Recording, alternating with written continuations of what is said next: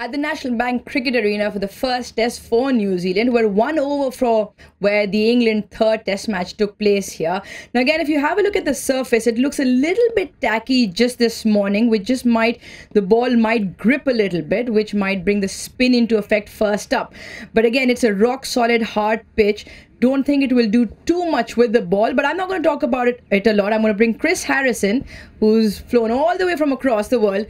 Chris, what do you make of the surface? If I'm a batsman or a bowler, I come out here and think, skipper, please win the toss because we want to bat first. It looks like a beautiful batting surface.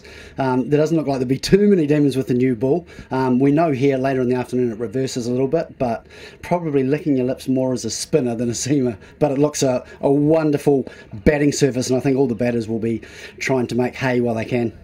Yeah, absolutely. I mean, again, we see the new ball maybe do a little bit with the spinners. It just comes on a little bit quicker. But again, the square is lush green in places, but the ball does scuff up off the square as well for the reverse swing coming in later on. Yeah, which we might see later on the day. And I'm not sure, you'd know better than I would, but obviously the little bit of cracking, it's whether they open up depending on, it's not too hot, so you wouldn't expect those to expand too much.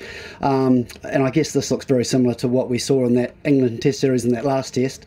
But as I said, I think, you know, the spinners, the surprising thing for me in that last test was it didn't spin as much as I thought. But obviously all the spinners were extremely accurate, so it'll be really interesting for me to see if there's a little bit more turn in the surface. But great to be here in Pakistan and can't wait for the first ball. Brilliant to have you. Looks can be deceiving, but it looks like a really compact surface down here.